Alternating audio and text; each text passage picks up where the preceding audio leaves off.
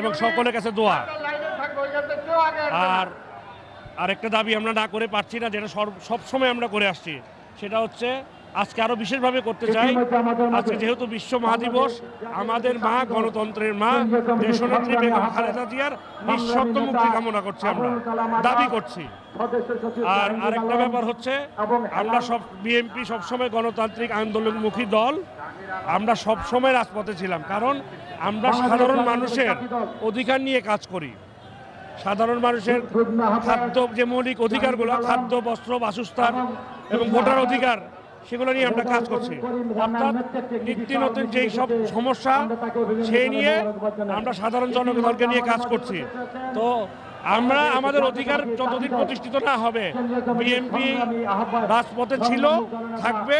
আপনি দেখেন, এত দমন পীড়নের পরেও, বিশেষ করে 28 অক্টোবরের পরে কত হাজার মামলা হয়েছে, কত হাজার লক্ষ লক্ষ নেতাকর্মী এখন জেলে আছে, তারপরে মানুষের সশস্ত্র অংশগ্রহণ আপনারা দেখেন।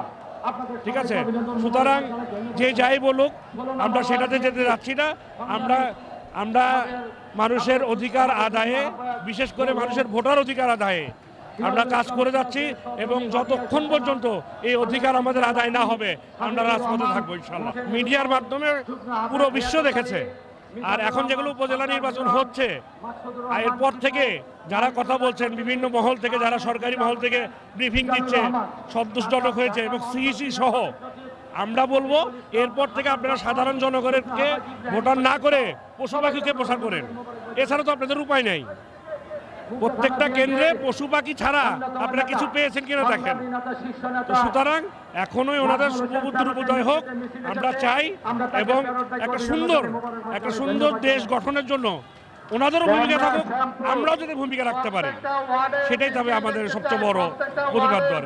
এটা তো নির্বাচন, এটা সবাই জানে, জনগণরাও জানে, মানে একটা ছোট বাচ্চা বলতেও জানে। এটা কোনো নির্বাচনই না, এটা একটা খেলা।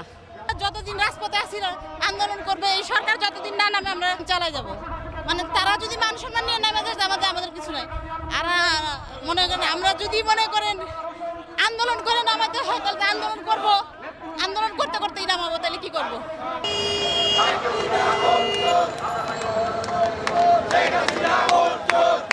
সরকারের তারা মেনে